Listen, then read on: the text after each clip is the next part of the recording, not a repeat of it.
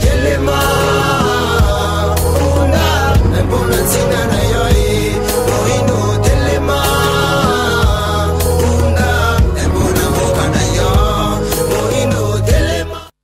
Mbote mingi boza bongo mingi na tongo lelo bwana na biso na nzela ya manaka na bino ya pona Congo lelo mardi 16 septembre 2025 boza bongo dans toutes les 24 communes ya Kinshasa, ba province na diaspora dans l'est du pays na pesi bino mbote mpe boye bolamo une fois de plus. Na pona Congo, il y a les décryptage, bras de fer autour, il y a Vital Kamere. Pona nini départ na ye bongo exigé malgré la senga ki bongo bolimbisi lobby le kaki. Quelle est l'opportunité de sa déchéance dans le contexte actuel? Qu'est-ce qui se passe? Est-ce que Tata Mokonzi Kolo azali bongo kolongola ba potentiel rivaux pour la élection 2028? On en parle ce matin. Dans l'est du pays, AFSAM 23, est-ce que les dirigeants Bongo, na parti wana Yamboka, comment défaire cette rébellion, balancer qui en rentrée scolaire, balancer test et évaluation magistrat, et puis Bongo, qui a présenté plus de 7000 nouveaux commandos qui formés, côté la armée révolutionnaire congolaise. Est-ce que nous allons vers une balkanisation concrète? On en parle ce matin. Nous avons donné Mutombo, un analyste politique indépendant, panafricaniste et révolutionnaire. Ndeko Mbote Mingi pour l'invitation. Co-débatteur Nangai Mbote Mingi, na pesi ba Kongomani Oyo, Bazui Libaku, Yakolanda Biso Nangonga Ye Mbote Mingi. Ya maloba nanga ya liboso nazako compatir et puis nazako dénoncer situation ya ba magistrat nouvellement nommé. Vous vous rappellerez que depuis 2023-22 concours et Salemaki, l'État congolais a recruté 5000 magistrats. A recruté 5000 magistrats. 2023 a nommé 2500. 2500 baouti kozala bazala qui nommé depuis le 28 mars 2028. Ça fait 6 mois que nos compatriotes baza mécanisés. Et puis nous avons rappelé na opinion que musala ya magistrature eza musala lokola nyon musala nyon sauté. Eza musala qui frappé na ba compatibilité ebele. Les magistrats ne peuvent pas continuer comme ça la misala bazala comme ça la cale. Donc vous allez qui avocat vous stopper. Il y a travailler comme avocat, vous allez qui médecin, vous allez qui fonctionnaire à l'État vous démissionner. Et puis, magistrat, vous avez transport en commun, vous avez foutu dans la maison pour communauté. Tout ça est 6 mois sans être payé.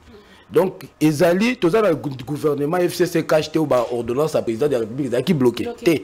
Alors, tous alliés, na union sacrée. Union sacrée, mais ça fait 6 mois que nos compatriotes ne sont pas pris en charge par l'État. Donc, l'État a talé, sinon c'est un scandale d'État. Il y a Liboso Yangwana, il y a Mibale pour interpeller le gouvernement provincial au sujet il y a des travaux aux Salema dans la ville de Kinshasa. Tous ces travaux sont soit aux arrêts, soit aux évalués et évoluer à pas de tortilles. Donc, et puis toujours, il y a une saison de pluie aux Kalamingité. Donc vous imaginez la commune telle que Barumbu, Kinshasa, et comment la commune on a qualifié de commune rurale, hein?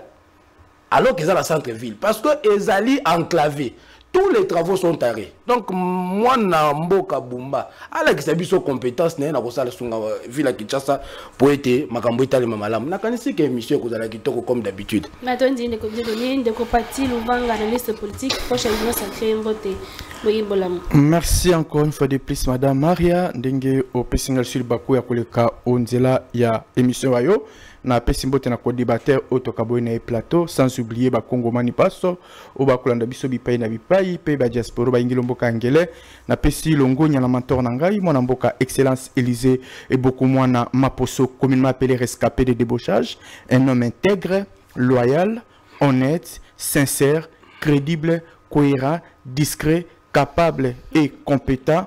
Il est aussi là pour prouver sa personnalité face aux tentatives de la corruption, détournement qui gangrène dans notre pays, la République démocratique du Congo. Sans oublier Tata Mokonzi Kolo, mwana mboka Félix Antoine Tshisekedi Tshilombo oya kolala pongi te butu lokola moi akolokobele kimia pe tombo bana koingi lokati ya monyele mo ekola biso ya Congo. Mais laissez-moi un peu chiter madame Maria na kolobela kaka eloko d'abord na zokabola ma wana bande kona biso na est pe bande kona ngai na Grand Équateur et Grand Équateur particulièrement na province ya Équateur na territoire ya Lokolela pe ya Basankusu oyo ba naufrage e banaki na kosalema touti ko perdre bande kona biso na ba baleinière oyo baki na kozinda moko izindaki na rivière oyo ko kende Basankusu oyo mususu izindi non loin ya territoire ya Lokolela oyo to perdre baike owana ya Lokolela e baki na kopela moto oyo ya Basankusu e baki na kozinda balobaki suite ya soki balobi bato balikaki belé je ne sais pas mais esali biso pasi yango toza kosenga pe kolela na ministre ya transport mona mboka Jean-Pierre Bemba Gombo oazali pe moko ya ressortissant ya Grand Équateur ayebi quand même moko ya citation ya équatorien ezalaka beaucoup plus na nzela mainde oyo ezalaka voko voir na biso oyo to circulaka to na kabutu lokola moi mais na minute oyo tozomona comme si baza kozwela yango vraiment ba mesures sécuritaires à tel point que chaque année toujours kokufela kaka batu ba accident za koselema ba naufrage ya ndenge na ndenge mais cette fois-ci to lobi on en a marre ba meka un peu commettre fait na fleuve wana pour que baike baibaka na cautionner na kimia pe ba koma kabisika na kimia tala kaka plus de 86 élèves auto perdre bango ba utaki na territoire na ville ya Mbandaka bandai kozonga bipai na bango po banda l'école bango nyoso tu baibaki na kozongisa minimo bango epai ya Kolonzambe. Très bien Ndeko Pati. Ndeko Dieu donné mutuna liboso pona nini départ ya Vital Kamerhe za bongo vivement exigé attaque wa senga ki bolimbisi. Départ ya Kamerhe ya liboso ezali ko se comporte toujours comprendre réaction ya famille politique na bango union sacrée biso to benga ka mingi union salitaire. Toujours comprendre pourquoi toujours comprendre parce que d'abord désignation il y a Vital Kamerhe comme président de l'Assemblée nationale et posaki problème na IDPS. Et posaki problème na IDPS, il fallait Vital Kamerhe azwa soutien personnel du chef de l'État. Après avoir besoin soutien personnel du chef de l'État, et ça a dit que Mokonza Mboka pesaki mot d'ordre et puis Vital Kamerhe azalaki désigné na union sacrée comme président de l'Assemblée nationale. Donc départ il y a Vital Kamerhe lelo et koki ko sale makaka na même procédure il y a désignation na yi. Il faut le mot d'ordre du chef de l'État. Ce qui a connu Kolobango de manière expressée, mais il faut même implicitement Mokonza Mboka azala na sima il y a pétition wana pour eleka. Et ce qui a quoi et kozala ke Mokonza Mboka yemoka na sima nango parce que ngai nazoloba d'abord que Vital Kamerhe azali ce qu'il est aujourd'hui, c'est grâce au chef de l'État. Ya Mokonza Mboka. Parce que situation judiciaire oyo azalaki nango et ça là que Mokonza Mboka va ba échéance yemoko mutasova qui je le dis na sina oyo ce que ça combien na zozongela ngo. Vital Kamerhe a été condamné au premier degré, condamné au second degré. Au niveau d'appel na ba niveau nyonso wana liberté provisoire baboyela ki yango. Mokonza Mboka na Bukavu, je crois na Bukavu bien na Goma na micro ya Kulutu Christian Lusakweno nde Vital Kamerhe Mokonza Mboka lobaki que c'est un homme honnête et juge azali construit dossier dossier pénal azo instruit comportement tango alobi que moto wana zan homme honnête boyebi lokola ngai que les paroles du chef sont sacrées, la parole du chef est sacrée. Une fois que Mokonza Mboka lobaki yango ba pesaki liberté provisoire, jugement est condamné ki ba kasaki yango et zongi na cour d'appel ya Kinshasa Gombe, ce jugement là a été annulé, deuxième jugement a été rendu à Kitman naï.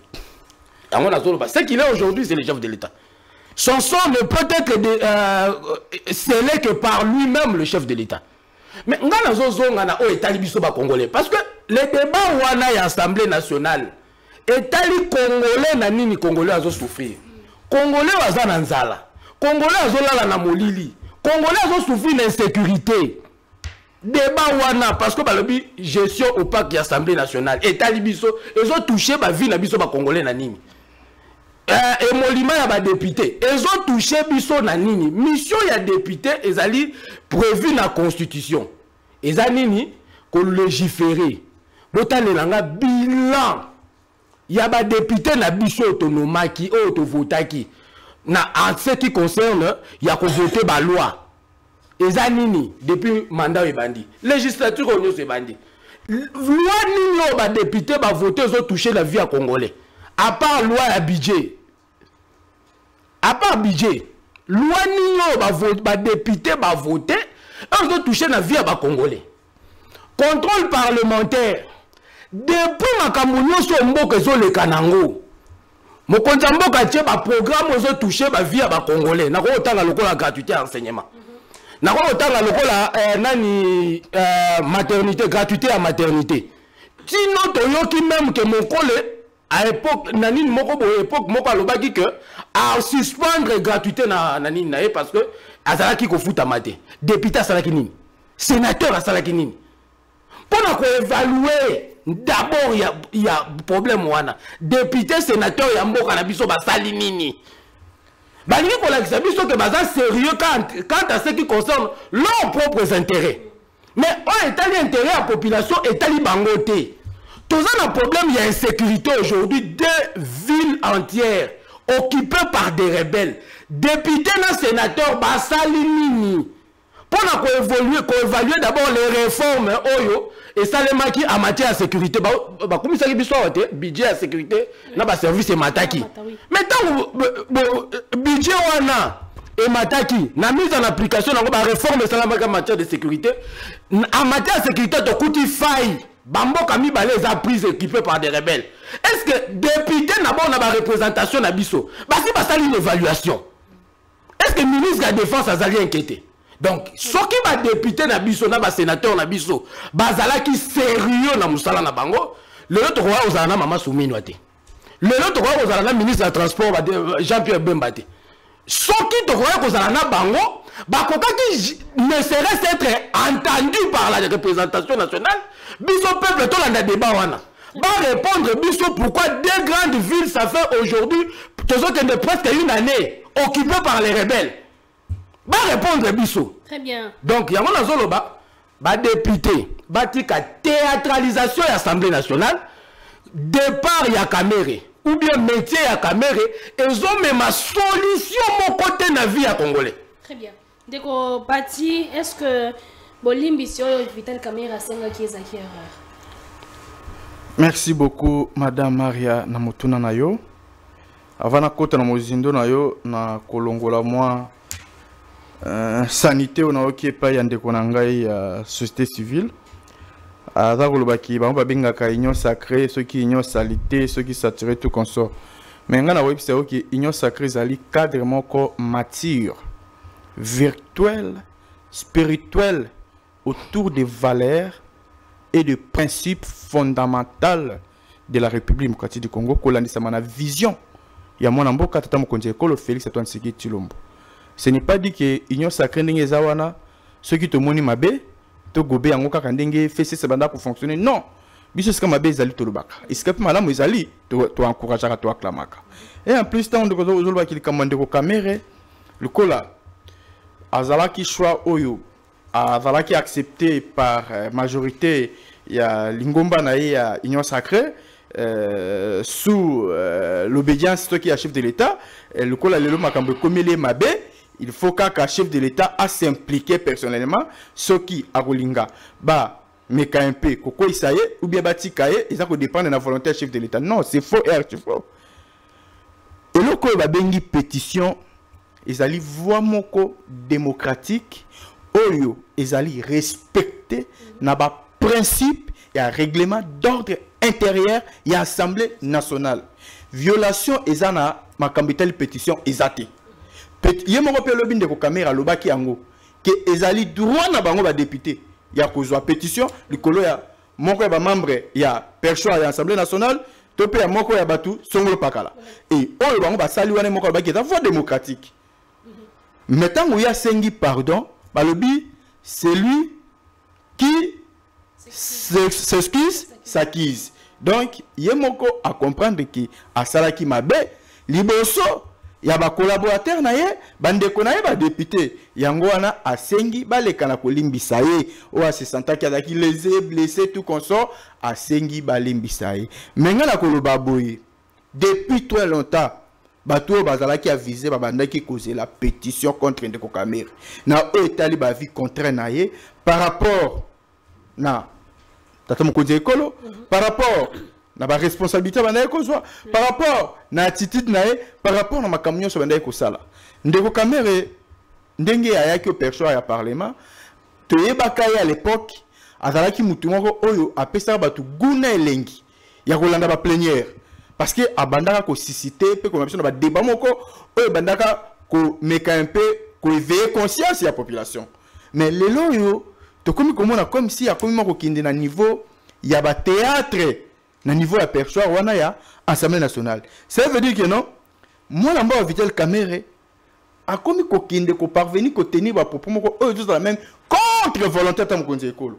Comment fait-il que biso de lobi que non to rotikala jamais qu'on négocier na ba patins tout consort de gauche à droite mais hier à l'équipe à lobi que non nous allons négocier avec des patins est-ce que et loko ya tenir wana ezali ko kende conformance c'est leur voix ya mokonzi na ye ou bien qu'il y a contradiction na mokonzi na ye Ndeko Kamere a parvenu ko loba que non na niveau ya Assemblée nationale baza ta ba papier té papier duplicateur ata mon côté oyo ko permettre bango bayebaka ba papier ezate ba biki ezate ba nini te pona osala misala wana kata ya Assemblée nationale baza ko luka mbongo tant nga exposé mboka na biso que tous allons incapable ya ko disposer mon solo pona ko yeba na ko équiper Assemblée nationale mais tout mon aki Doudou Fwamba le Koundelu Botayo azali ministre ya finance hier yebaki mbango pona ko répliquer contre la propos de Kamere pona ko lobage biso nga etaki ministre ya finance naza ko yebaki non to biso gouvernement tozana nyongo ata mokote ata erronté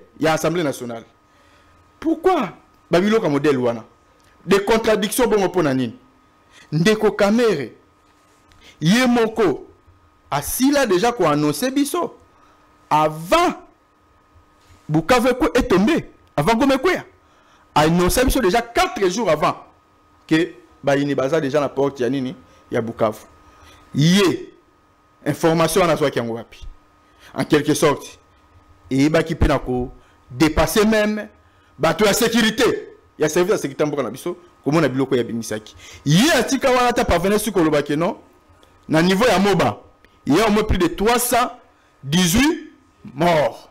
Vous vous souvenez encore à Loba Yango au moment où moko ya porte-parole ya FARDC Sylvain Kenga Leka na etandeke pour na contredire biloko ya Loba wana j'espère bien que na semana to mona ba message il kala na compte ya bato parlement pour na koloba que non biloko wana ezalaki moi boy mais en quelque sorte et ça l'a bien été na koyoka Ndeko Kamere récemment awa auta ko yamba moko ya ba représentant ya ba communauté internationale mais c'est la quoi pour na kosolo na epé ko pesa position est-ce que position ya pesa qui la position ta mokonzi ekolo qui non ya za d'accord pour un dialogue initié par les syndicats et SSC bon est-ce que les chefs de l'État sont d'accord avec ce genre de dialogue mais bon bablo mususu en quelque sorte to les gars ça analyse mais ngai nazana te pour na ko kota na makambo itali ba député bazali mieux placé to landa Ndeko Binduli alors peu importe pardon on Ndeko Kamere sengi et talibiso te to kende na ba démarche na biso tina suka ezaka ko dépendre na bango soki ba ko sepela que ba atténuer ba tia moi l'eau dans le sens que ba boma moto et ça peut la problème te soki ba comme ça pour ça na bosenga bango tina suka ezaka ko dépendre na bango mais Ndeko ngai azali en face na ngai ko lukate ko mixer chef de l'état na makambo za ko leka na parlement kuna non parlement ezali tout c'est toute une institution mobimba et ça la responsabilité na yango et dans la eftambo sel na yango bon lukate kaka il faut chef de l'état bo s'impliquer na makambo ba député ba joue initiative na bango car il faut chef de l'état à intervenir na nini ba tika ba député ya kenaki ko consulter data mokonzi kolo na dossier ya pétition ya Kamere non Kabuya alobi boy azaki clair alobi ba pétitionnaire ba vers pour na ko que tout ça les pétitions contre Kamere boy point de vue les abonnés ya alobi makambo omoni ali makambo eza na niveau na ngati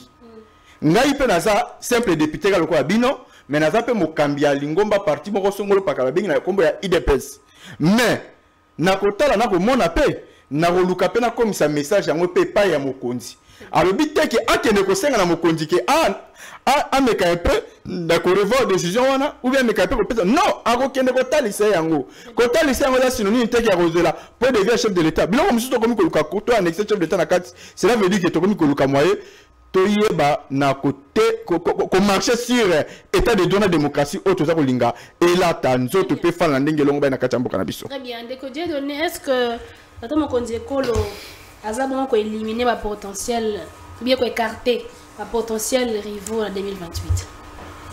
Tata mokonzi ekolo na contexte actuel ce qui a décidé ko écarter certaines têtes dans l'entourage naïe, ils allaient une erreur politique grave. Pourquoi je le dis? Tout simplement parce que en face naïe azana nanga. Nanga c'est un ancien président de la CENI. Première richesse, il y a Nanga. Il y a un président, je ne vais pas citer les noms là. Ça... Première richesse, il y a un président, il y a CENI. C'est dans la classe politique. C'est d'abord son agenda. Azar va faciliter, il y a contact, il y a acteur politique, ni sur Mboka. Donc, ça ne m'étonne pas. Koyoka, Moutazala qui pembe na chef de l'État, même à ta maman premier ministre à Katisi. Ça ne va pas m'étonner. Parce que c'est le seul, la seule personnalité dans Mboka. Azar va faciliter à recontacter même le président de la République en fonction. Peut-être aujourd'hui, il peut avoir des problèmes, et moi, limite pour atteindre le chef de l'État. Mais, soit l'actuel président de la CENI, pour rentrer en contact avec le chef de l'État. Ce qui a une rébellion, il peut facilement atteindre il y a un recrutement en majorité à Zosala, recrutement en rébellion à Zosala, le président de la République commettrait, ça c'est mon analyse à moi, une faute politique grave, il y a qu'on se débarrasser. À moins qu'il y ait un traite, je ne peux plus travailler avec lui. Voilà, ayant répondu à la question, permettez-moi de rebondir sur ce que mon co-débatteur a tenté, j'ai dit, a tenté Koluka, la vérité. Vital Kamerhe est ce qu'il est aujourd'hui, l'actuel président de l'Assemblée nationale. C'est grâce au chef de l'État. Il est de l'UNC et allié. Il a combien de députés? Je ne pense même pas qu'à la troisième force politique dans l'Union sacrée. Pour occuper perchoir à l'Assemblée nationale. Ce qu'il est aujourd'hui, même avant les élections, n'a démontré comment Mokonzi Mboka a arraché.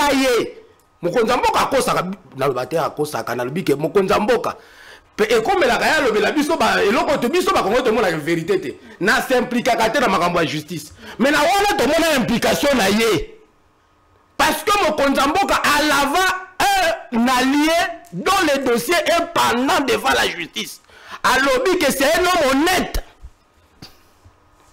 La parole du chef étant sacrée, juge pénal, a instruire comportement, a juger comportement, et ça qu'on l'avait moutou à devant les juges. Pour une Vital Kamerhe a qui perchoir. Ce n'est pas parce qu'Azali, deuxième force politique, il y a union sacrée. Non. C'est parce que Azwaki appuie Mokonzi Mboka contre même la volonté de l'UDPS. Donc, les lots, ceux qui va député, Sali Makelele, Mokonzi Mboka lobi, non, cette pétition-là ne passera pas. Parce que, awa, où tu connais, ça va bien qu'on soit tangi, awa. La déclaration à Kamerhe. Oui, on a dit que l'Union sacrée nous a réunis tout autour des valeurs démocratiques. Parmi les valeurs démocratiques, il y a la liberté d'opinion, la liberté de penser. Vital Kamerhe peut appartenir à l'Union sacrée, mais qu'on à réfléchir. Autrement, pour remettre les pensées naïe. Que comme moi, comme Vital Kamerhe, j'estime que la solution est d'aller dialogue. Et pour ça, il faut écouter poste perchoir. À moins que vous savez que vous allez réunir, vous n'êtes pas réunis tout autour, il y a ma valeur démocratique. Pour que nous tangi awa. Et ça entre dans le code de valeurs démocratiques, l'expression, la liberté d'expression. Bon, il y a un lobby que c'est qu'il est. Mais au quitter. Ce qu'il est aujourd'hui, c'est le chef de l'État. Sauf que le chef de l'État, lobby que n'a ligne caméra été. Pétition on est qui? Parce que dans l'Union sacrée, c'est la pensée unique. C'est la pensée du chef de l'État. C'est la avant le bazar réuni tout autour, il y a vision chef de l'État. Vision chef de l'État Zarani. Na tout le monde connaît le belanga dans sa parole là. C'est quoi la vision du président de la y a Tshisekedi? Vision Zanini. Oh et ben Rabino. Vous êtes réunis dans l'Union sacrée autour des intérêts. Autour des intérêts égoïstes. Voilà pourquoi les choses ne marchent pas. Il n'y a aucune vision, aucune politique. Aucune politique mise en place, aucune vision, aucune philosophie. On constate que va fédérer autour de ces valeurs. Non, ça, vous êtes autour des intérêts. On terrain ezali signature ezwami na mamobo mokonza mboka. Les gens sont dans le but que azana signature wala lisusu te, union sacrée des bandades. Très bien. D'accord, Peter Bin Maël, il y a MLC Mbote pour Ebolam. Merci beaucoup na Ibaku Malam Mopesi na Lubafo na Mboka na biso Congo. Oyo aussi na bilenge to le belanga on sort to zoka défense en tout cas ya liboso na za kosenga na bandeko nyonso to za na couleur politique te so to zo le Congo parce que Congo est parti politique. Donc mais l'intérêt à Congo est menacé, l'intérêt territorial est menacé, les intérêts à partir. Les intérêts à Bissonionso. À chaque fois, tous les jours, il y a un Koloba, tout le temps, il y a un Congo. Il y a intégrité. Très bien. Donc, il y a intégrité territoriale, tout le temps, il y a un Congo. Oyo pa lingi kimia te na mboka totanga na kombo na ye wana nde mboka na biso ezokende liboso soki totikali kaka ba partisan soki totikali kaka ko vénérer ba chef ya ba groupe ya ba groupement politique na biso oyo azali ko empathir ezali peuple congolais ezali mboka na biso. Donc intérêt général ya mboka il faut ya liboso ya oyo nyonso tokoki koloba. Très bien. Tu qui déjà na mituna est-ce que tu as mon kodekolo aza bongo la logique pour écarter potentiel rivaux en 2028. Vraiment eza bongo te. Likambo oyo ya bandeko nyonso oyo ces derniers temps bazali ko kondongwana na politique soki to tie yango to latisi yango tata mokonzi ekolo eza kozanga koloba bosolo. Parce que makambu oyo baza ko reprocher ndeko Vital Kamerhe ye moko lobby à reconnaître que il est pour quelque chose dans makambu baza ko reprocher pour ce cas pour quelque chose te alingaki amikitisa te alingaki asenga pardon te alingaki te a présenter ba solution na ba revendication na nyonso mais eza trop tard pour naye. Pourquoi? Parce que il a eu tout son temps. Bazo reproché na désordre, na mégestion, na médiocrité. Oyo baza ko sentir na katia Assemblée nationale. Wanetali tata mokonzi ekolo te président Itali était parce que président za ko respecter nini ya ba pouvoir, séparation ya pouvoir. Séparation ya pouvoir eza respecter. Donc aza mutu aliboso te ba poursuivre ye. Aza mutu aliboso te ba créer pétition à niveau ya Assemblée nationale. Et puis moto oyo a créé pétition azali azali membre ya famille politique direct était ya chef de l'État. Donc quand attaché on a chef de l'État ezali raccordement moko oyo tozobenga ngo ezali fraudulé. Soki mutu ye moko akena ba avouer que ndenge eza boye na salaki mabe bolimbisa ngai toko komisa yango ke balingi ba écarter za ba course politique ya pouvoir. Pourquoi ezali biloko mo eza malamu te. Donc ndeko Vital Kamerhe ezalaki seconde chance pour naye oyo nga nazo benga ezaki seconde chance pour naye parce que azwa ki même témoignage ya président de la République kotala nde basalaki naye campagne kotala marche nyonso basalaki naye en tout cas oyo nyonso ezaki procès à 100 jours président a pesaki au moins bénéfice ya doute abaki non azana ndeko abongi kosalela pe kolo to moni pe confiance renouvelée à chef de l'État à la personne ya ndeko Kamere soki azana perchoir ya Assemblée nationale ezate pour na quota ya UNC UNC azana poids te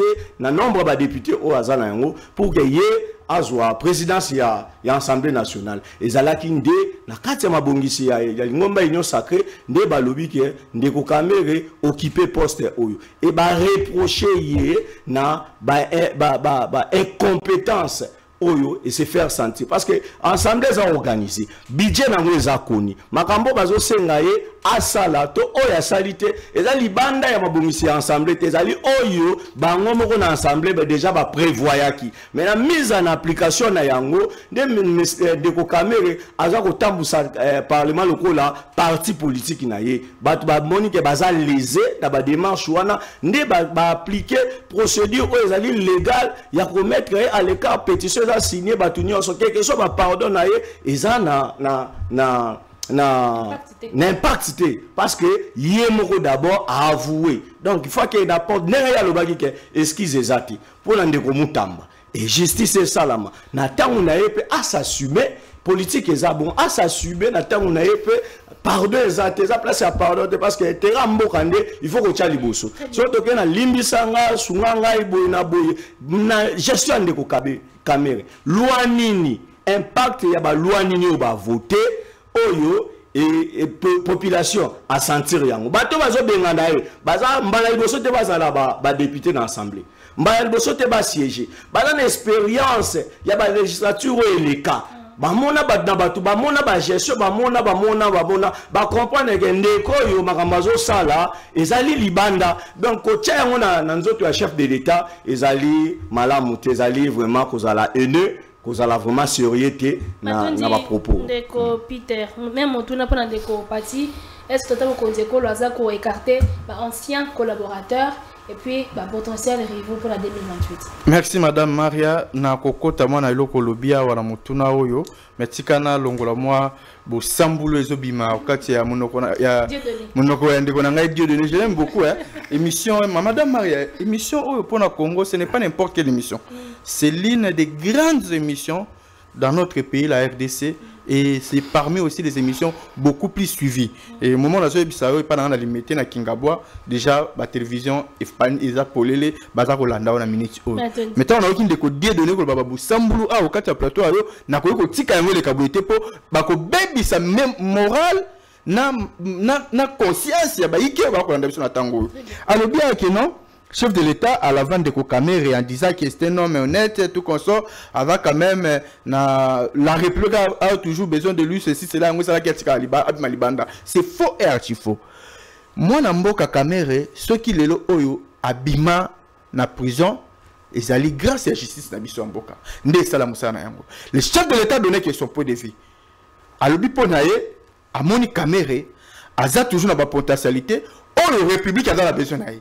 Mais cela ne dit pas que justice est bonne pour ça pour que le chef de l'État le biboy. Non, tout tika ko mixer biloko monsieur le chef d'État au moment où tu dis que non, tes alliés na partage à pouvoir et la responsabilité qui est partagée tu dis bien que non justice les alliés moko ya pouvoir ya munene la kati mboka na biso oyo to lingaka etambola toujours juge au milieu du village maloba chef de l'État bo luka mo ete bo maquiller ngo couleur moko be polo ba que non yene mutasala que caméra bima ezali ete caméra soka bima c'est la justice nde ba mona ki non vi ba charge soit tali ko na e ba constata eloko moko te ezali ko prouver que hier azala ki coupable de makambo be e be ba bali ko na nde ba tika kai yami bale il y a une démocratie, c'est tout à fait normal. Il est libre de commettre point de vue et tout consort. Mais tout le monde démocratie, tout le monde est libre.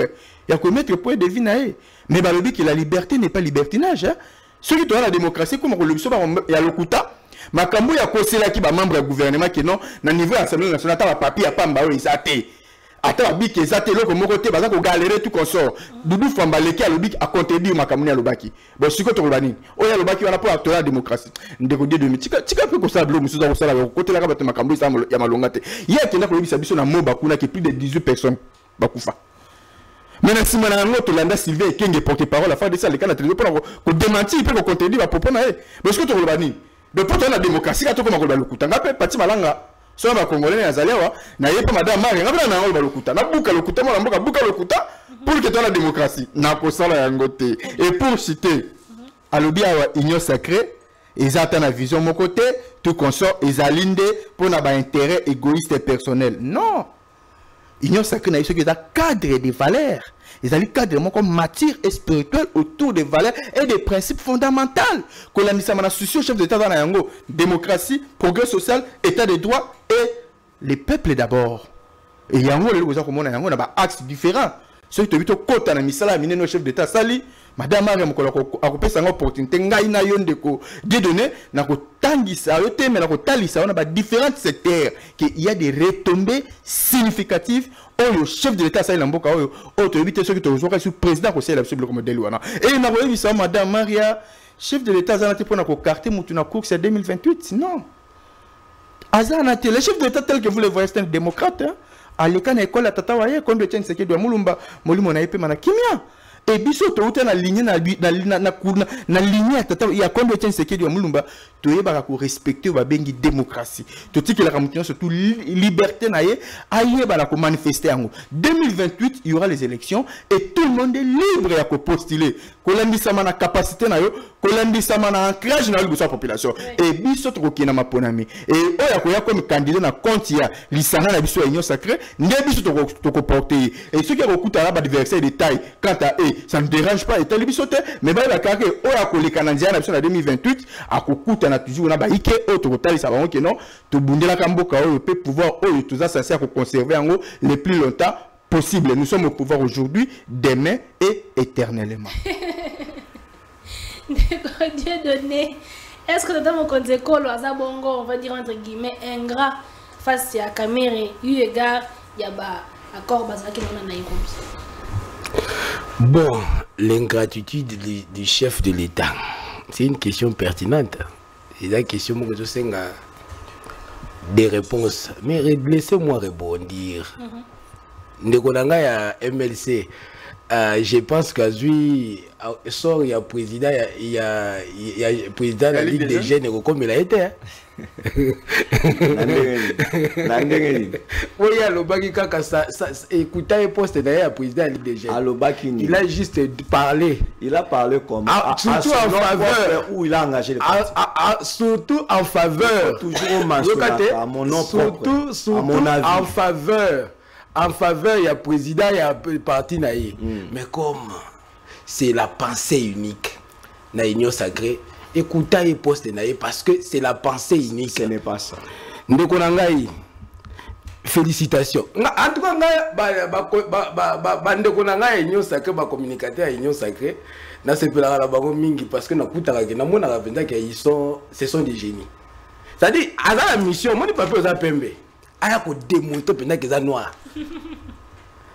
Sur le dossier Kamere, ou bien Olanda qui possède Toté, na yebi on a dit que le chef de l'État, Azal Okolangana Yoté, la parole du chef de l'État est sacrée.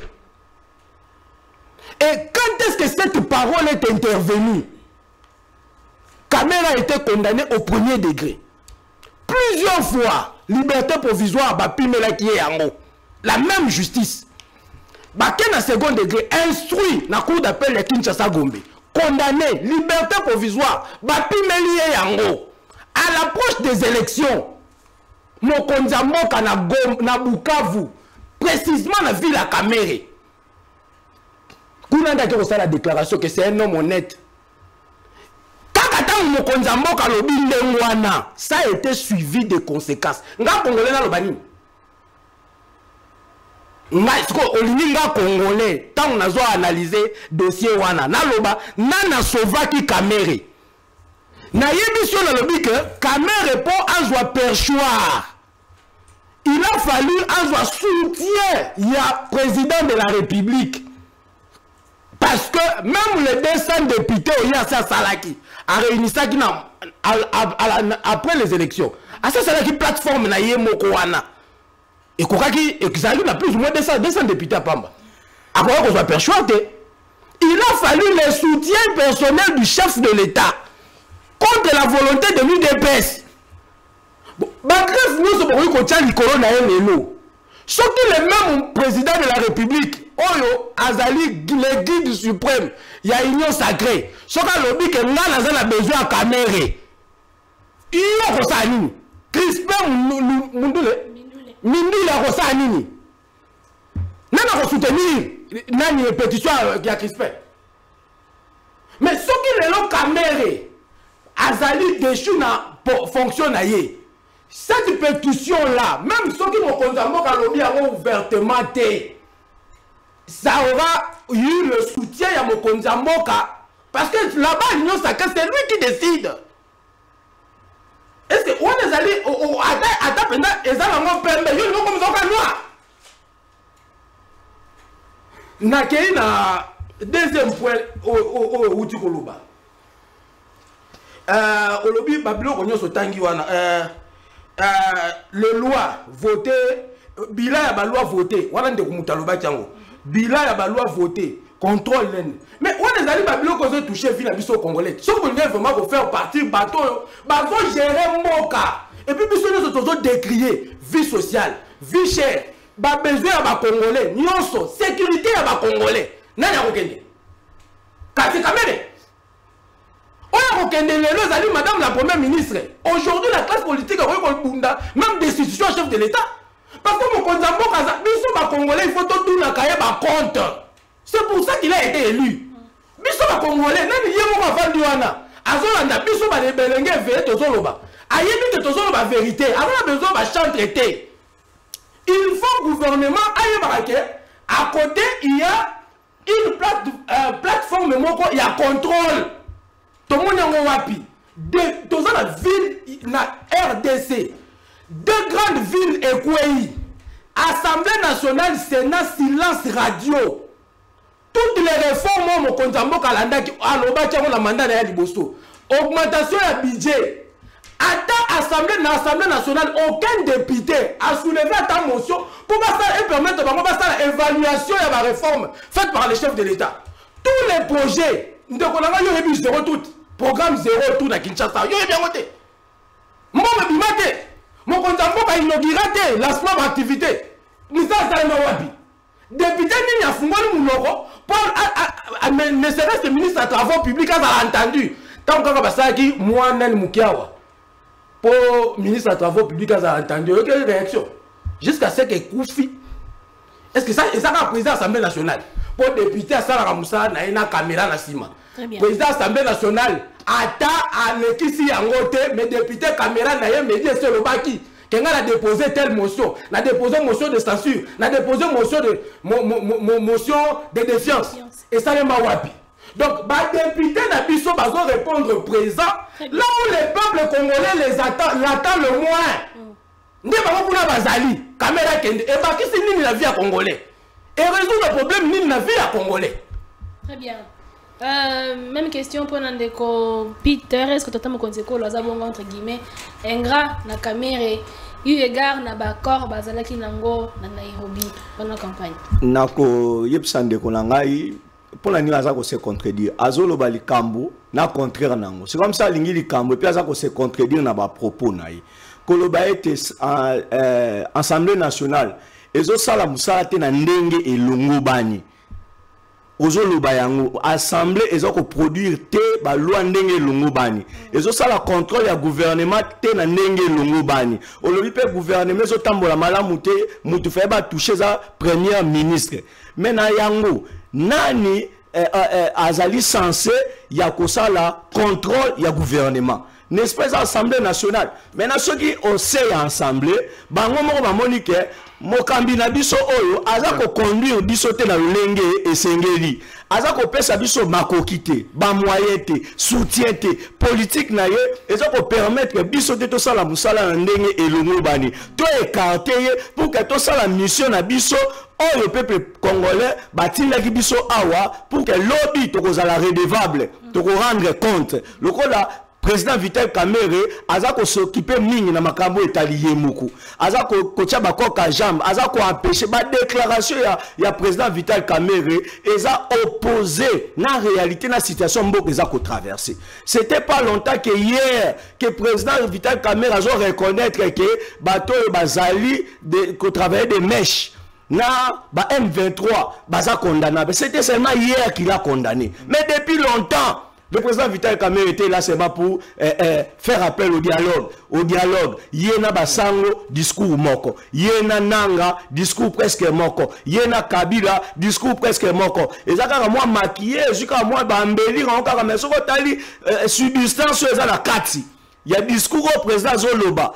Ba maquillage de ces opérations, on sent vraiment que Mouto a ça vraiment qu'on travaille ensemble na mboka, ensemble na président de la République, ensemble là qu'on accompagner le gouvernement parce que contrôle est un élément très important dans la gestion de mboka. Ceux qui contrôlent les actes, ba détournement tout ça, contrôle des alliés qu'on permet que la gestion à la anticipative, c'est-à-dire pour éviter ba dégâts, ba détournement et ça là. Mais Mouto a un instrument wana ndeza parlement maintenant instrument wana eza ko sala malamu te bazo reprocher kaka te pona makambo ya lifuti bazo reprocher pe na mosala lolenge ya ko sala en réalité c'était le parlement de faire basala makambo yo lobi ceux qui basali yango te n'existe pas troupe mabe kaka chef mabe donc bango moko sena bango bamoni que non chef na biso mokambila biso yo ba comparer na ndenge basalaka batali pena oyo balobaki fo basala ba mission na bango babika zo mema bango libanda nde batia aleka nazongeli mbangu likambo atuti a toucher ndeko Aldarish président na biso ya Ligue des jeunes ya MSC Ouate Kokweya ezalaki des droits toza te na kati ya MSC comme ba robot toza commandé na kati ya union sacrée toza te programmé que ndengo yebo saka ba récitation wana discours ya ba aîné soko tali bato nyonso baza contre pouvoir soko landi bango na plateau okomona ata mokolo moko te muto apprécier action ya gouvernement alors que makambo zo sama eza ebele na ebisio eza ebele ozana idée. Le gouvernement est en train de travailler mais bango tellement baza ba robot baza commandé baza ba automate donc bayaka kaka réciter le moko bande e bande kinosuka ndeko Aldarish azaki na liberté ya koloba ba avis na ye que à mon avis je souhaite que na 2028 président Jean-Pierre Bemba a accédé na trône ya mboka a postulé comme président de la République et ça qui libre choix mais akoka koloba yango te au nom ya parti one des qui faute grave parce que avant le bayango il fallait d'abord congrès et siéger to bimisa candidat na biso comme ça to banda par-ci par-là ko globa ko informer opinion au sujet na yango sans pour autant hiérarchie na eyeba ya sali ba déclaration mon qui à la contre et ça là qui déjà déjà violation grave il y a organisation il y a parti c'est pourquoi il a été frappé c'est normal la famille se faut discipliner ça là pour batambola malamu mais article na kati ya Ninkolo ba président aza ko écarter tout ça d'abord to ba président ou est deuxième mandat na a ko écarter Kamerhe pour l'intérêt ni na ba élection à venir il y a quoi la candidat à la lumière de la constitution à la lumière de la constitution la biso président de la République ce qui toque à la lumière de la constitution l'embisa à la lumière de la constitution nanu makambo etali pardon papa pardon ok libandate à la lumière de la constitution l'imbisa à la lumière de la constitution makambo etali ba élection nanu comme na ordre du jour donc président Azan intérêt il y a comme on a mouton à empêcher quoi que ce soit donc le président Kamerhe il a été frappé par ses condisciples ses amis votre famille au bazo travailler ensemble pour violation pour mégestion donc c'est clair quoi incriminer mouton même mouton n'a pas de copatie c'est tellement qu'on dit que la zabongo entre guillemets ingrat na Vital Kamerhe Union so ba traverser d'accord à Nairobi etc. Non, Kamerhe azalaki allié na biso dès début ya makambo ndenge selemaki boyebi yango na niveau ya Kenya. Au moment où ibeli bazalaki musika na tamo konze kolo Kamerhe alaxé bolingo na pe na tamo konze kolo. Donc pour na biso azako mériter toujours quand même bon souvenir wana. Mais ce n'est pas dit que ceux qui bazako reconnaître on a bolamu na yo wana et même on a excès des ailes. Non. Quand on a le bail la liberté n'est pas libertinage. Des fois, tout en a réserve, na bloko mosusu. Donc, il faut pas aller au-delà tout consort. Mais chef de l'État en soi, na tout en a été pour na ko impliquer quand na bloko wana. Chef de l'État dans musika na makambo wana. Makambo ya parlement ils a ko engagé chef de l'État dans le mokote. Ouais, dali ma solo ya bango ba député. Na okinde koloba awa que non par rapport à tout ça ko le mboka, pourquoi pas bato ba bongi koko isa bango ezalo ko ba premier ministre, ezalo ko ba ministre mais eza ba député ezanga na yote. Depuis toi, tu vas ceux qui gestion la première ministre dans ma baie, va interpeller la parlement, va prouver noir sur blanc, bisika va défendre les alliés. Pourquoi quoi ça est? Mais en Ghana yote, chef de l'État va interpeller la parlement, chef de l'État population va se soulever contre elle dans ma baie ni à sali peuple. On a béni nous à sali peuple. Chef de l'État na programme naie, na souci naie, na vision naie, quand même tout le monde a barré tomber. Sauf que tout le monde est entouré na ba hypocrite, ba scribe, ba pharisien. Y compris les sadissaïens.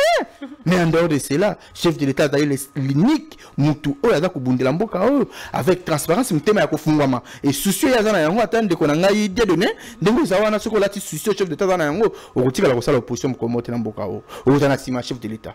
Mais le mal à n'est qu'un rapport chef de l'État a d'aller entourer na pharisien, na scribe, na sadissaïen. Mais lui-même en soi, le corps sur la partie malanga, tout on a souci à Congo, le chef de l'État, tout ça toujours accompagné, peut couper ses mots soit. Bah, on de Kamerhe, on a problème n'a été. Un problème n'a été. Ndeko Kamerhe le problème est dans la député. Aussi ça on a député. Bah je l'ai pas compris na député. Sur la député on dit ma que non. Bah yo kilema wana na bosenga na pardon nga senga ki bango et doit dépendre de quand ba député. Je vais ba que notre okele kati na suka et doit dépendre de quand na bango. Mais tata mokonzi ekolo botie na makambo na te pardon sokoli mabuku. Wala makambo na yete botie ebo indexer na makambo na te pardon ou implication chef d'État. Non on n'a pas besoin d'implication chef d'État. Tout dans la démocratie, tout le monde est libre à remettre point de vue na ba député bazali ko s'adresser à Ndeko Kamerhe par rapport à la gestion na yo pas que na makambo za ko mona kiza ko tambola ndenge bango ba lingélité et baza libre. Ndeko Kamerhe mo pas comprendre que non na bisiko ba défendre zaki azali mutu tout le monde azanga ka ba erreur team to so zanga ba erreur te ba mbebate ayebi na ko se ressaisir na mabena comme ça Ndeko na yepe ba député ba sanini ba yeba kaka ndeni ba kuluka kubumila ye moto mais pona biso to kotsa tata mokonzi na makambo wana te ngai so ba kongoli pati manga za ko loba yango effort na lingi te boko tata mokonzi ko la makambo bo sambulu wana etalié te pe kotika ko tala ete bando ngona ba ko ngona kuna ba ko silisa ngaba ba moko pe na ba député kino pe kino ko kota et ko mabiso pe na crise moko te et mabiso pe na bo sambulu moko te Congo ils ko avancer jusqu'à 2028. Très bien, Toromo Kianasuka, parlons un peu de l'est du pays, Ndeko Dieudonné, dans le bon et Bandeli. L'est, Barabel va organiser test et évaluation. Il y a un magistrat, balancer rentrée scolaire, aussi représenter plus de 7000 nouveaux commandos au continent armée révolutionnaire congolaise. Est-ce que tout le monde faire une balkanisation concrète? Maman, balkanisation, et c'est là que l'on a déjà musique. Tu banga kango depuis musique. Tu kebisa kango depuis Lumumba à Lobaka yango. Mais aujourd'hui, malheureusement, nous sommes vraiment en voie de la balkaniser. Et ça, malheureusement, à la tête, on utilise des Congolais qu'on appelle de mauvaise qualité. Qu'est-ce qu'il faut pour qu'il y ait un État? Vous avez besoin d'un territoire. Aujourd'hui, les rebelles occupent une grande partie. Ils ont collé quand même un territoire, un pays dans le monde. Vous avez besoin d'une population. Une grande population dans l'Est. Et vous avez besoin d'un pouvoir. Ils ont d'abord un pouvoir institutionnalisé. Mais lorsque déjà on a pouvoir, ça déjà administration na bango. Donc tu quoi passer l'exécutif na bango. Basali les lois bazo qui na judiciaire na bango. Lobby bako na législatif na bango. Parce que ça ils ont déjà en voie. Ya mona zolo baké les problèmes awa ezali moto yo a pometa biso ko assurer la sécurité des Congolais et l'intégrité territoriale Yamboka. Le problème, c'est crise, il y a leadership d'abord au sommet de l'État.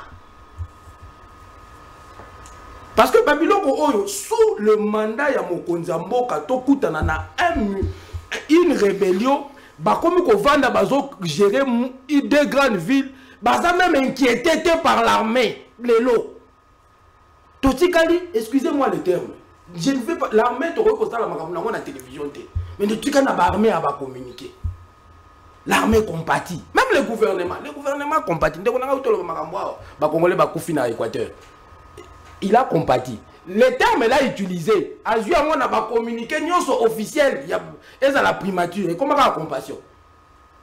Et comment le gouvernement compatit? Même l'armée compatit.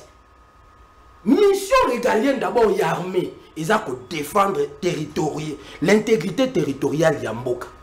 On a une mission constitutionnelle régalienne de donc, ça nous inquiète au plus haut point. Comment on a que Mboka la biso est occupé par des rebelles, Bavandi, Bazako s'organiser, l'État Tiki Bango, a occupé Bangote, Atiki Bazako s'organiser, et que une solution pour la Makambouana, nous attendons à l'extérieur à Mboka. Mais ce sont de la Bapaya. Depuis Makambouana, guerre et Banda, Bazala pas complice. Sans les États-Unis, Rwanda, la biso guerre. Sans les États-Unis, le nom Mokonzambo, quand les États-Unis montaient Malélo. Le Rwanda là, ne fera pas la guerre à la RDC. Le Rwanda nous fait la guerre à travers le M23 aujourd'hui. Par le soutien des États-Unis. A où tu signé même accord aux réfugiés. Bateau expulsé les États-Unis. Baya na Rwanda. Accord au biso de totel même là on a Union européenne. L'Union européenne a kati kutango. Angleterre mutakata kyango. Akata kyango. Pour le côté de réfugiés, il y a un problème. Rwanda a un problème à territoire. Mais ils ont signé un accord que Bato Bino Bozobo Yakuna Botin de Langa Bangwa. Ponga Nazana Est na Rotia Bango.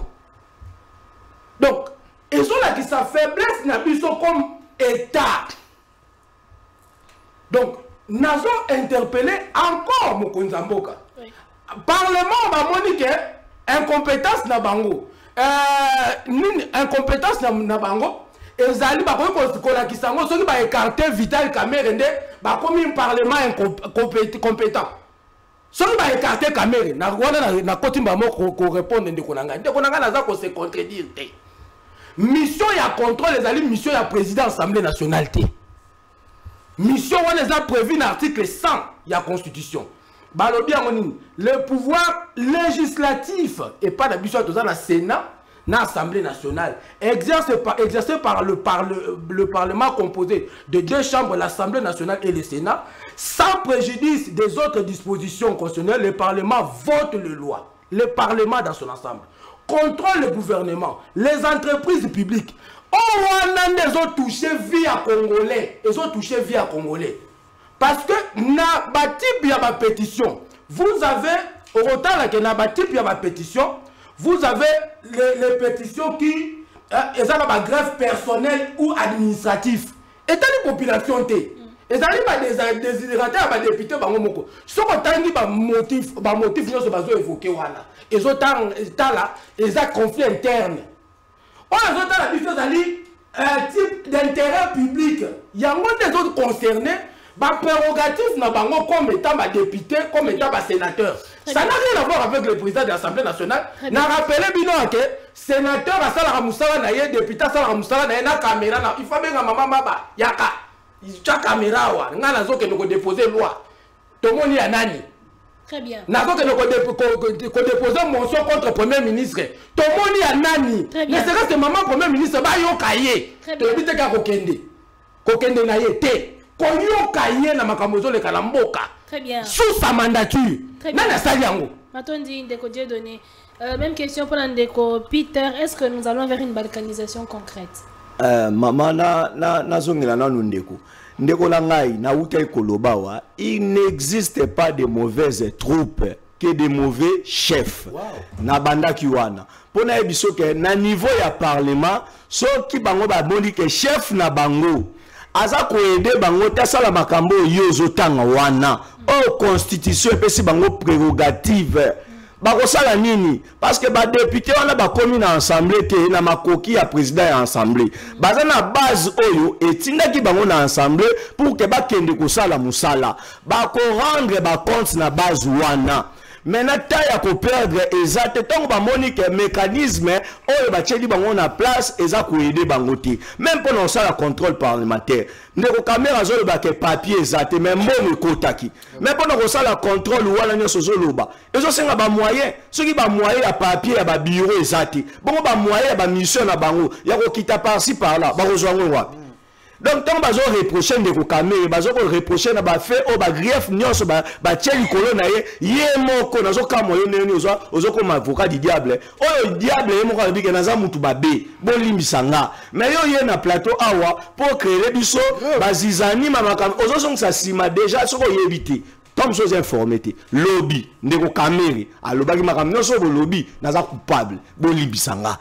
Donc, etikali na bandeko ba député ba apprécier ba bon ça va te mais mboka tambolaka na mawati mboka eza église te mboka ezali place ba ka purgatoire te ba laver masumu wa mutu mboka eza intérêt général oyo lingi intérêt général ba kozwango kaka soki bat bazo sala musala na ndenge constitution pesi bango basala donc makambo ndeko caméra totika ba député basala yango kokoti sa chef de l'état te kotanga na gouvernement te po gouvernement pe azozela pe parlement asunga na musala na ye donc mais ce caméra aza reprocher na makambo ezali logique ezali normal na zongi na mutune ya mama ndeko aza naibite bino mutema madobo lata contre mboka na bino moko eno bolata contre mboka na bino moko est-ce que bozalaka normal to balokaka bino na butu parce que bozoye babia ba effort nyonso chef de l'état chi gouvernement sali pona kobunda mandoki bache nyonso bache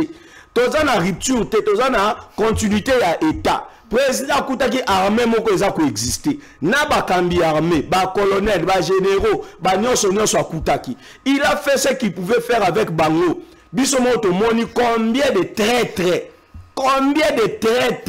o baza na kati ya armée wada ba shit wana so ba ville oyo zotanga ezaki te abandon ya l'état abandon ya gouvernement c'est suite à ba trahison moko ya kati ba infiltrer biso jusqu'au moins les épinières to bande ko ebate ti période wana tant biso na période ya biso tozo citer Kabila il est pour quelque chose mais bino bande ko boya koloba mais avec le temps vérité ko sa nini ko bima ke na Kabila na batu musupe tozaki na bango awa ozomona mutalongwe ministre mbala mo akenini maintenant tant nyoso bande ko siéger na ba institution nyonso ya bande ko zwa n'est-ce pas tozaki infiltré toza infiltré ti la sikoyo bo pesa mokonza mboko longonia parce que grâce na ye ne tozomona mabeo nyonso ndenge nini eza kobima ennemi ya congolais à la Rwanda depuis soki biso MLC président Jean-Pierre asimbaka mandoki ezaka contre Rwanda le bazolobo mboka ezaka mobimba mboka Kabila le père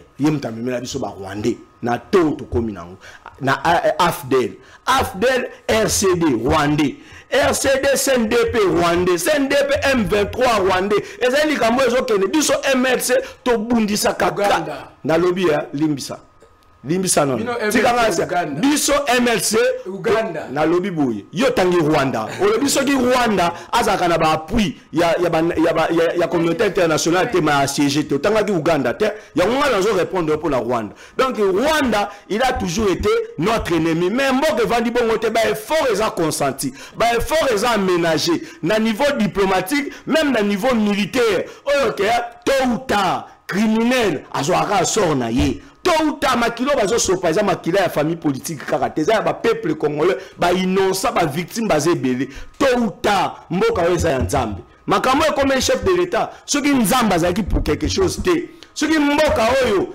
nzambe ayebi yango te mettons msungane lelo toza na plateau te nazo biso tôt ou tard retenir émission oyo tokozongaka nayo awa na ko rappeler que au moni parti oyo bande ko lobake balkanisation consort tout ça to récupérer yango zala calme l'état finit toujours par donner raison. Moi je n'ai pas soutenu la balkanisation il faut pas propos dans la mis dans leur contexte.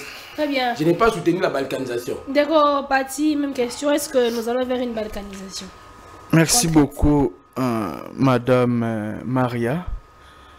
On parle du Congo il faut tous aller un peu retenir devant Biloro Moussouza Koloba. Ça fait mal, très mal, Madame Maria. Plus de 10 millions de morts. Non. C'est exagéré. Plus de 6 millions de déplacés. À niveau interne et à niveau international. Plus de 27 000 familles au Bazan a été très délabrées que vous ne pouvez pas vous rendre compte. Plus de 2500 fosses communes à niveau est. Non, mais tout le monde n'a pas sentiment. C'est le Congo. Tant que le bateau a un peu de réserve de Vablo pour et sa facilité. Moi, je suis Félix Antoine Tshisekedi na pouvoir na aye wana te pour na ko irriter to ko cautionner ba mort. Non. Aye uniquement pour na ko luka kimia. Aye ko pangisa pisoli ya ba Congomani pe ko zongisa sourire au kati ya monoko na biso. Mais nous avons remarqué tellement que Mboka Oyo et kotaki déjà na lubwa ko ya ba imposteur na ba prédateur. Mboka Oyo et kotaki déjà na maboko ya ba inimité mali kundu bidongolo miso ba hypocrite ba scribe pharisien y compris les sadducéens. O ba lingi Mboka o te déjà comme de nanga o te ba président ya Seni na kati mboka na biso lelo oyo akomi moyini ya Congo nulle part au monde to moni oka awana mboka au Congo. Quel degré à trahison à modèle wana ndeko Kabila nini Congo pesa a été nini Congo salela a été quand bien même teli kazaki ndeko na biso te mais azoki ngolo ya kofando perso ya mboka au Congo ko diriger pendant longtemps nini ya mabe biso sala Kabila ebisa biso futa parti kabiso na kimia lelo atende ko ndima ko se comploter contre mboka o pesi lelo bokonje commissaire mutu e balisi ndeko na biso congolais et azuna ngolo ya kobota bana mboka au Congo mais lelo aluki kotalisa lisusu mandoki likolo ya mboka yango ya biso moko oyo lelo soki azoki ngolo ko diriger mboka ote quel degré à ingratitude na kopesa nzambe merci mukona ko Kabila komi na ces pays na ebité madame Maria jour ko Kabila akela ces pays bengangai cadeau nyo so zalango besoin na ko offrir mukolo wana je vous rassure parce que ezali prière na ngai lelo oyo FC M23 baza kotia bazo préparer concours ba magistrat ba otu qui na formation soit disant ba commando oza ko le niveau est na ko bisa eza rébellion te ezali agression et occupation rwandaise oza ko sali makati mboka na biso comme preuve ba gouverneur ba noma kuna ce ne sont pas des Congolais c'est des Rwandais et en plus bana mboka o bazana niveau ya est kuna bazana même pas na souci ya ko linga ke balkanisation na mboka o jamais bango bato ko luka ko sa eloko za contrairement selon volonté bana mboka comment au moins le so ba sudé kabwana ezala ki pe sous concours ya bana mboka mais lelo na Congo biso to biki to linga biso Congo kabwana te bande ko za est kuna ba bazali contre biloko nyoso ba M23 baza ko sala kuna FC ko tali saka ke za kimte mabe mais tout ça c'est certain avec l'aide de Dieu na souci au président Trump ba républicain baza ko l'accès déjà envers biso parce que qu'est-ce que j'ai remarqué madame Maria nazo mona moi théâtre moko za ko leka o nazo comprendre yango te scène moko oyo sur le plan international nazo za un peu décis Nations Unies la résolution na bango ya 2673 o isila ko tel service qui non ba ini ya Congo na lelo o ba M23 ba FC ba sala nini ba quitter sol congolais ba quitter territoire congolais qui non moi malelo résolution on va mettre en vigueur te ponani et ça vous allez appliquer quelque part pourquoi cela veut dire que main noire moko zawana en quelque sorte mais pour finir kaka kolonga makambo parce que volonté déjà na zomona président tout pazo za na yango na masolo o ala ko mabiso na ba tel matière stratégique na biso avec 60% au lelo et ça hotel ça qui 600% na monde biso moko compte na 60% 40% to tikelo pays musu so monde o lelo o ekofungola biso espace pour que kimia ekota okati monyama ekola Congo mais pour citer eloko liboso na kosenga il faut tokende na changement à constitution tant que constitution oyo ko continuer ka ko demeurer boy et ko tia biso na difficulté makasi yami balé to le canard recensement na identification pour que teba qui est qui te to toujours la solution toujours la solution mais pour que solution est dans la bien matérialisée il faut to finir ko changer constitution parce que dans les lignes ya ba difficulté na ba faiblesse to ko tanga katamboka pe ya misato na ko sande ko die donner les pays est infiltré, tous infiltrés sur tous les plans. Na kati mboka oyo. sur le plan sécuritaire, sur le plan administratif, tous infiltrés. La plupart, il y a des officiers supérieurs, comme les généraux, les colonels, les majors, et les Kabila, Salisa qui bango système na bossa ku terme ba itizakana o le la matière qui ba grade na ba loyenya na ba sentiment na ba buso ba pona ko luka toujours moyen ko yeba na ko kotisa infiltration au sein ba service na biso pour que bana mboka ba mo ba sur na contrôle ya ba service na ba monter les autres ko subir ba difficulté wana mais to senga la longue. Il faut qu'il s'agisse de côté à 4 généraux dans Mboka, tout ce qui est seulement 4 généraux. Et belé faut pas sauter. Aujourd'hui, le colonel, le major, et belé parce que tout ça a infiltration en outrance. Et là, que je suis au Senga, ils ont le changement de mentalité. Ils ont le problème sérieux. Parce que ce qui est donné, dans un sens, un esprit patriotique, il y a changement de mentalité. À quoi on va comme ça, ah, tu es quoi, tu es attendez, tu as comme une souka dans les mondes de côté donné. Ndeko nanga dernier nazo ke na dernier mot nanga ndeko nanga Kabila devant la CPI obstacle liboso bosali ils ont ouvert procès naï sur le plan interne. C'est un obstacle légal. Et je sais ce que je te dis. La CPI a sa compétence sur qui ba juridiction interne va agir. Là la CPI intervient. Au moment où vous avez déjà agi, na un procès au Komemela ba Congolais et l'autre côté. Même au Konzambo que Komemela et l'autre côté. C'est déjà un obstacle majeur. Bisonde ba patriote, to lingaki que tout monde a yango na CPI. Ça c'est voilà to balaye. Traître au niveau de l'armée tout ça. Na yebise ndeko nanga to bandela. Ndeko auto ko pesa. Il n'y a pas de mauvais troupes. Il n'y a que des mauvais chefs. Voilà réponse. Union sacrée appelle ça union sacrée. N'a pas commenté kunate.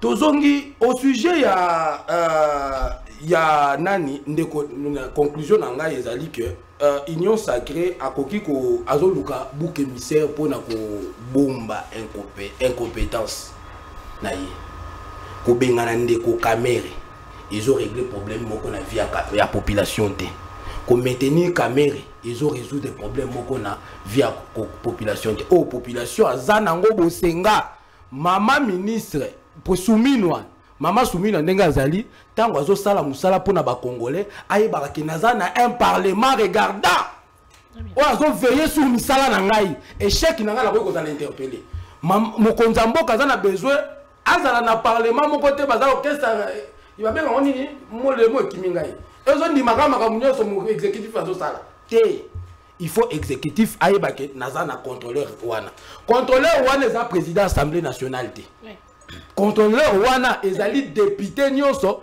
y compris président de l'Assemblée nationale mais na casquette na ya député non pas la casquette na ya président de l'Assemblée nationale. Donc bolingi de bobomba ba incompétence na bino bolingi bobomba passe ya congolais en passant que ceux qui te chasser Kamere to résoudre le problème à congolais. Les Congolais attendent les députés, députés dans Makambo Ebele, mais les députés doivent répondre présent là où les Congolais l'attendent le moins. Très bien. Dernier mot de Peter. Merci beaucoup, Maman Maria. Na koloba na mboka pour na mboka na biso. En tout cas, biso de photo linga yango. Ndeko na ngai il faut to linga mboka oyo. Soki biso moko to lingi mboka na biso ti. To ebake déjà ouverture aux opé sabanguna pe makasi aux opé sabanguna ezo banda wana na sens patriotisme surtout dans le sens patriotisme élevé ou sens patriotique il y a makasi des efficacité to kozala faible aujourd'hui adage nangana na contexte mabe j'ai parlé de l'assemblée sous quand contexte ya ensemble c'est-à-dire au niveau interne ya ensemble nde bazo reprocher mutu oyo ye moko pe andinike ba grief bozobi pona ngai eza ya solo donc c'est un mauvais chef raison pour laquelle ba conséquence na ya Telema,